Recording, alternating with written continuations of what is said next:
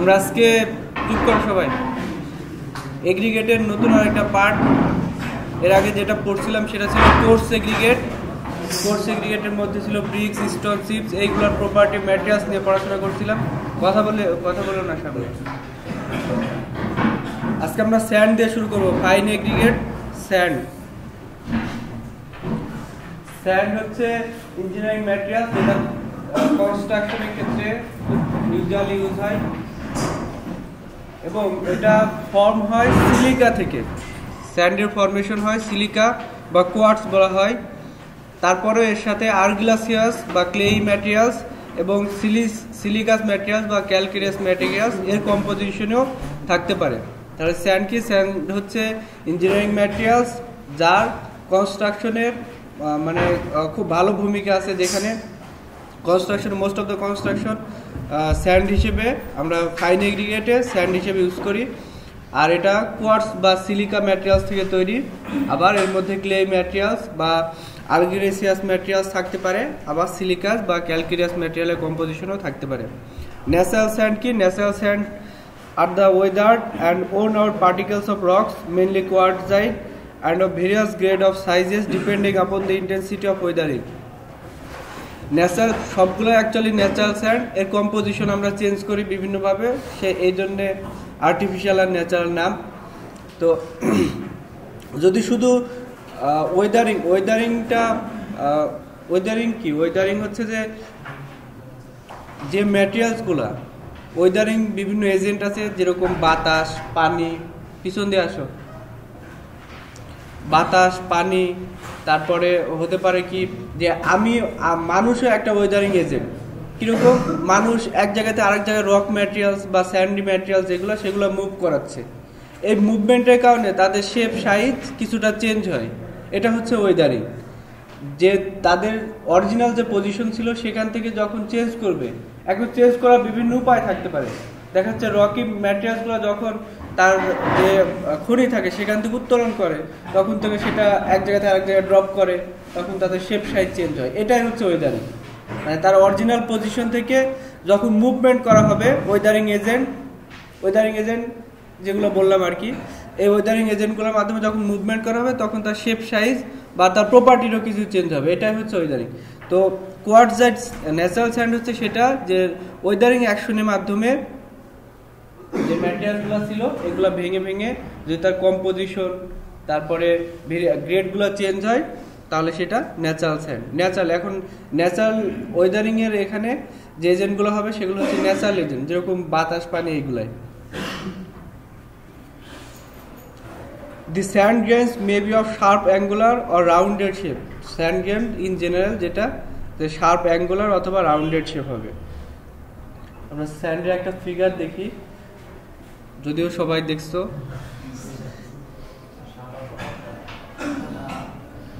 এরপর দেখো classification of sand. স্যান্ডের ক্লাসিফিকেশন অ্যাকর্ডিং টু সোর্স, মানে কি সোর্স থেকে আমরা পাবো স্যান্ড, সেই সোর্স অনুযায়ী। একটা হচ্ছে দেখো স্যান্ড ইউজুয়ালি অবটেইনড ফ্রম পিট মানে স্যান্ডের যে খনি বলা যায় সেখান থেকে। তারপরে সোর বলতে নদীর মোহনা, তিনটা নদী বা দুইটা নদী যখন, বা নদীর গতিপথ যেখানে চেঞ্জ হয়, কারণ এই যে ওয়াটার মুভমেন্টও রিভার বেডে একটা ওয়েদারিং এজেন্ট। এটা যখন যায় তখন বড় পার্টিকেলগুলো এবং ছোট বিভিন্ন পার্টিকেলগুলো মুভ করে নিয়ে যায়। তো যেখানে বাধা পাবে সেখানে সে ডিপোজিটেড করে। তাই নদীর মোহনা বা যে গতিপথ আছে, গতিপথ যেখানে বাধা প্রাপ্ত হয় সেখানেই, যেটাকে আমরা শোর বলি, সেখানেই সে ডিপোজিটেড করে। তাহলে সেখানে রিভার বেড মানে স্যান্ড বেড তৈরি হবে। তারপর রিভার বেড, নদীর যে পার্ট, তারপরে সি বেড আর দেয়ার মেনলি, তারপরে এইগুলো হচ্ছে তার সোর্স অনুযায়ী স্যান্ডের, এইগুলো হচ্ছে তার সোর্স। এখন মেনলি তিন টাইপের স্যান্ড আমরা সোর্স অনুযায়ী পাবো। একটা হচ্ছে পিট স্যান্ড, রিভার স্যান্ড আর সি স্যান্ড। এখন এগুলোর আবার সাইজ ভেরিয়েশন আছে। দেখো কোনটা কোন ক্ষেত্রে ইউজ করবো সেটা আমরা দেখবো একটা একটা করে। পিট স্যান্ড হচ্ছে this type of sand is sharp angular, porous and free from salt. Pit sand বলতে আমরা যেটাকে মানে খাল বিলের বা ছোট নদীর স্যান্ড বলি, সেটা হচ্ছে পিট স্যান্ড।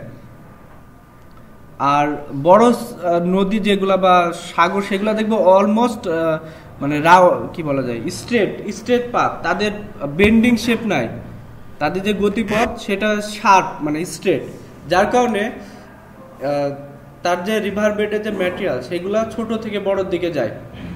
আচ্ছা, আমরা আস্তে আস্তে বলি আর কি। তো এগুলো ফ্রি ফ্রম সল্ট, আর ছোট নদী সেখানে সল্ট নেই। আমরা জানি যে সাগরের পানি লবণাক্ত, সল্টি ওয়াটার, এক্ষেত্রে সল্টের পার্সেন্টেজ কম। তারপরে পোরাস আর শার্প অ্যাঙ্গুলার হবে।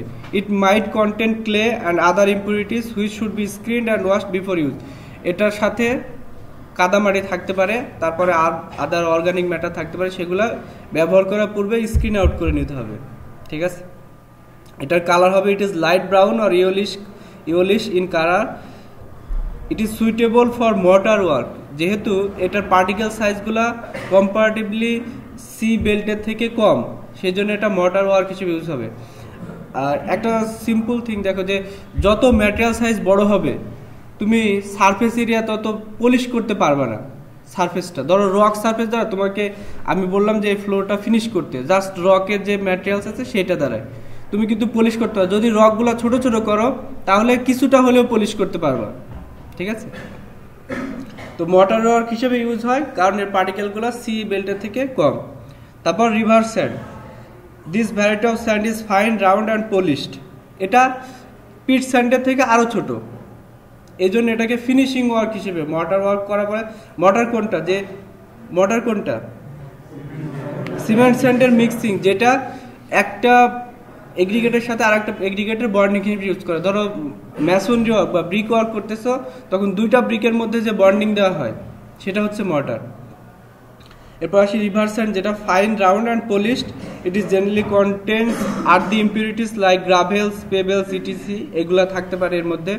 তো এইগুলো আবার স্ক্রিন আউট করতে হবে, ইউজ করার পূর্বে এগুলো আবার স্ক্রিন আউট করতে হবে। এখন এর কালার কীরকম? White in colour, spherical and smaller in size then pit sand. সেই জন্য এটাকে প্লাস্টারিং ওয়ার্ক বা ফিনিশিং ওয়ার্কস আমরা যেটা বলি সেটাতে করি, কারণ এর পার্টিকেল সাইজগুলো কম্পারেটিভলি স্মল পিট স্যান্ডের থেকে। সি স্যান্ড, সি বেল্টে যে স্যান্ড পাওয়া যাবে, this type of sand is also fine round and polished. It is the worst of the three varieties, মানে এটা তিনটা variety, pit sand, river sand এবং সি স্যান্ড, তিনটার ভ্যারাইটি এর মধ্যে থাকতে পারে। তবে এর মধ্যে সবথেকে যেটা ইম্পিউরিটিস হিসেবে সেটা হচ্ছে সি সল্ট, সমুদ্রের লবণাক্ত, মানে লবণ আর কি। এটা খুবই এফেক্ট ফেলে। কীরকম দেখো, যে হাইড্রোস্কোপিক কজিস পার্মানেন্ট ড্যাম্পনেস। তোমরা এমনিতেই দেখবা যে লবণ যদি তুমি এমনি ময়েশ্চারে বা ওয়েদারে রেখে দিবা তাহলে কিছুক্ষণ পর ওর মধ্যে পানি জমে যাবে, কারণ ওয়েদারে যে ময়েশ্চার থাকে সেটা সে অ্যাবজর্ব করে নেয়। একটা হচ্ছে আমরা পড়ে আসছি যে প্রথম দিকে চ্যাপ্টারে, যে ময়েশ্চার যদি সে কোনো এগ্রিগেটের মধ্যে সল্ট কন্টেন্ট থাকে তাহলে সেটা যে বেস ম্যাটেরিয়ালস থাকে তার সাথে রিয়াকশন করে ক্ষার ম্যাটেরিয়ালস তার সাথে রিয়াকশন করে লবণ পানি তৈরি, মানে কি বলে, রিয়াকশন করে ইফ্লোরেসেন্স বা একটা প্রোডাক্ট তৈরি করে যেটা পাউডার ফর্মে থাকে। সেজন্য লবণ পানি যদি তুমি মিক্সিং মর্টার বা পলিশ ওয়ার্কে ইউজ করো তাহলে সেটা ইফ্লোরেসেন্সের মতো ঘটনা করতে পারে আর কি, যেটা ডিসইন্টিগ্রেশন বা স্ট্রাকচার ডিউরেবিলিটি, স্টেবিলিটি কমাবে। এরপর আসি অ্যাকর্ডিং টু সাইজ বলতে এখন শুধু সাইজ ভেরিয়েশন, পার্টিকেলের ডায়ামিটার কিরকম সেই অনুযায়ী। একটা হচ্ছে ফাইন স্যান্ড। এখন ফাইন স্যান্ড বলতেছে, এটা লক্ষণীয় বিষয়, আমরা স্যান্ড পড়তেছি এটা কোর্স ফাইন এগ্রিগেট। স্যান্ড কি ফাইন এগ্রিগেট, কারণ কি 4.75 মিলিমিটারের থেকে কম, সেই জন্য। এখন উপরের যে অপশনটা বললাম এটা কিন্তু ফাইন এগ্রিগেট না, ফাইন স্যান্ড। স্যান্ডের আবার তিন category according to size: fine sand, moderately coarse sand আর কোর্স স্যান্ড। ফাইন স্যান্ড হচ্ছে যেটা নাম্বার 16 চিপ দিয়ে পাস করে যাবে, তার মানে নাম্বার 16 চিপের যে ওপেনিং তার থেকে ছোট, নাম্বার 16 চিপের যে ওপেনিং তার থেকে ছোট। এখন এটা ওই প্লাস্টারিং ওয়ার্কসের ক্ষেত্রে ইউজ করা হয়, কারণ কি যত পার্টিকেল ছোট সেটা ফিনিশিং করতে তত সুবিধা। এই জন্য দেখবা যে ফিনিশিং ওয়ার্ক বা মর্টার ওয়ার্ক করার আগে বিভিন্ন ধরনের চালনি আছে ওদের কাছে, যারা ওয়ার্কার আছে তারা যে ধরনের কাজ সেই ওপেনিং সাইজের চিপ দিয়ে আগে থেকে মানে চিপিং করে নেয়। তাহলে ফাইন স্যান্ড হবে নম্বর 16 দিয়ে যেটা পাস করবে, আর মডারেটলি কোর্স স্যান্ড নাম্বার 8 চিপ দিয়ে যেটা পাস করবে সেটা হচ্ছে ফাইন স্যান্ড। এটা মর্টার ওয়ার্ক হিসেবে মেসনরিতে ইউজ করা। মেসনরি বলতে শুধুমাত্র ব্রিক কনস্ট্রাকশন যেখানে, সেটাকে মেসনরি ওয়ার্ক বলি। আর কোর্স স্যান্ড হচ্ছে নাম্বার 4 চিপ দিয়ে যেটা পাস করবে, বা 4.75 নাম্বার। এগুলাকে 4.75 আমরা কি বলি, 4.75 মিলিমিটার। এগুলাকে মিলিমিটারে কনভার্ট করতে পারবে না, তাহলে সাইজ কত মিলিমিটার বের করতে পারবা। 1/8 ওটা হচ্ছে ইঞ্চিতে। নাম্বার 16 মানে 3/1/16 ইঞ্চি। একে 25.1 ইঞ্চি সমান 25.54 মিলিমিটার। এটা করলে মিলিমিটারে কত সাইজ সেটা পেয়ে যাবে। তার মানে কোর্স স্যান্ডের যেটা সেটা নাম্বার 4 দিয়ে পাস করবে, বা 4.75 মিলিমিটার দিয়ে পাস করবে। এটা সাধারণত কংক্রিট মিক্সিংয়ে বা কাস্টিং, ফাউন্ডেশন ডিজাইন মানে ফাউন্ডেশন কনস্ট্রাকশন, রুফটপ, বিম কনস্ট্রাকশন, কলাম, এগুলোতে কংক্রিট যেখানে পারফরমেন্স আছে সেই ক্ষেত্রে ইউজ করা হয়। এখন দেখো প্রপার্টিজ অফ গুড স্যান্ড। একটা গুড স্যান্ড সাধারণত পিওর সিলিকা দ্বারা তৈরি, কারণ 60 থেকে 70% মধ্যে সিলিকার পার্সেন্টেজ স্যান্ডের মধ্যে। তাছাড়াও ভালো স্যান্ড হবে free from clay, silt, organic matter. Clay বলতে আমরা সাধারণত কাদা মাটি বোঝাই, বা 0.0 স্যান্ডের রেঞ্জ হচ্ছে 4.75 মিলিমিটার থেকে 0.075 মিলিমিটার পর্যন্ত। এর নিচে যেগুলো যায় সেগুলোকে ক্লে সিল্ট বলে।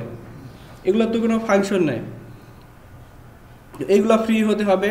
তারপরে শেল বলতে যেগুলো এক্সপ্লোসিভ, যে ম্যাটেরিয়ালসগুলো আগুনের সংস্পর্শে আসলে বা ফায়ারেবল, পুড়ে যায়। তারপরে সল্ট, এগুলো ফ্রি হতে হবে। Sand should be washed out before use in all engineering construction. সব কনস্ট্রাকশন করার আগে এটাকে ধুয়ে নিতে হবে বা স্ক্রিন আউট করতে হবে। দেখো টেস্ট অফ স্যান্ড, এটা হচ্ছে ল্যাবরেটরি টেস্ট। একটা স্যান্ড যদি ভালো কোয়ালিটি আমি মেনটেন করতে চাই তাহলে এই দুইটা টেস্ট আমাকে অবশ্যই করতে হবে। একটা স্যান্ড যদি কোয়ালিটি মেনটেন করতে চাই তাহলে এই দুটো টেস্ট। একটা হচ্ছে test for silt and clay, test for organic matter. Silt and clay test করার জন্য the presence of silt and clay in sand is determined by the percentage of loss in weight of sample after washing the same with clean water। মানে একটা sample তুমি নিলা, সেটাকে clean ওয়াটারে ল্যাবরেটরিতে wash করবা।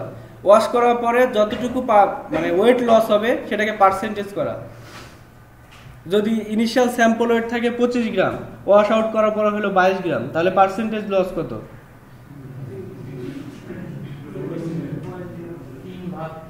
হ্যাঁ, 3/25 × 100 যে পার্সেন্টেজ বের হবে সেটা কি সিল্ট অ্যান্ড ক্লে। শুধু যদি, কারণ সিল্ট হচ্ছে ওয়াটারে সলিউবল, সিল্ট এবং ক্লে সেটা ওয়াটারে সলিউবল। ওয়াশ আউট করলে সেগুলো এমনিতেই চলে যাবে, তো স্যান্ড কিন্তু সলিউবল না। আচ্ছা, টেস্ট ফর অর্গানিক ম্যাটার, এটা করার জন্য কি করতে হবে, যে স্যাম্পল তুমি নিবা সেটাকে মিক্সিং করতে হবে 3% সলিউশন অফ সোডিয়াম হাইড্রোক্সাইড আর caustic soda in a close বোতল। একটা বোতলের মধ্যে 3% সলিউশন অফ সোডিয়াম হাইড্রোক্সাইড অথবা কোস্টিক সোডার মিশ্রণে তোমার সেই স্যান্ড যে স্যাম্পল সেটাকে মিক্স করতে হবে। এটাকে রেখে দিতে হবে 24 আওয়ার। তারপরে যদি কালারটা ব্রাউন শেপে টার্ন করে তাহলে তার মধ্যে অর্গানিক ম্যাটার প্রেজেন্ট আছে, মানে অর্গানিক ম্যাটার আছে। এখন কালারটা যত ডার্ক হবে তত পার্সেন্টেজ, অর্গানিক ম্যাটারের পার্সেন্টেজ তত বেশি। কালারটা যদি লাইট হয়, ব্রাউন শেপের লাইট কালার হয়, তাহলে পার্সেন্টেজ কম। কালারের যে ডিপনেস বা কালারের যে ডার্কনেস সেটা দ্বারা তুমি বুঝবা যে এটা মানে অর্গানিক ম্যাটারের পার্সেন্টেজ কত বেশি না কম। এরপর দেখো availability of sand in Bangladesh. Actually মানে বাংলাদেশে কোথায় স্যান্ড নেই এটা হচ্ছে কোশ্চেন, তাই না? বাংলাদেশের সব জায়গায় স্যান্ড আছে, কারণ বাংলাদেশ নদীমাতৃক দেশ, ঠিক আছে? ওই যে হিমালয়, আমাদের পানির সোর্স হচ্ছে সব ভারতের হিমালয় যে পাহাড়, সেখান থেকে। তো ওইখান থেকে রকি মেটেরিয়ালসগুলো আমাদের কক্সবাজার সমুদ্র সৈকত সব কিছু দিয়ে তারপর আমাদের নদীতে চলে আসে। সুতরাং বিভিন্ন টাইপের স্যান্ড, এখানে সব কোয়ালিটির স্যান্ড পাওয়া যায়। তারপর স্পেশালি যে যে যে জেলাতে বেশি পাওয়া যায় সেগুলো হচ্ছে এটা হচ্ছে ঢাকা, ময়মনসিংহ, কুষ্টিয়া, সিলেট, এগুলোর বিভিন্ন নাম আছে, Dhaka sand, Mymensingh sand, Kushtia sand, Sylhet sand. তারপরে সাভার, কালিয়াকৈর, মানে সাভারেরই কালিয়াকৈর, তারপরে দুর্গাপুর, সুনামগঞ্জ, এই জেলাতেও স্যান্ড মানে সব একটু বেশি পাওয়া যায় আর কি। বোথ সি স্যান্ড আর river sand of good quality are found in coastal district in like Khulna, Noakhali, Chittagong, এগুলোতে সমুদ্র তারপরে নদীর বালি সব কিছুই পাওয়া যায়। A good variety of course. তুমি যাও, বাড়ি চলে যাও তুমি, হ্যাঁ মাঝখানে।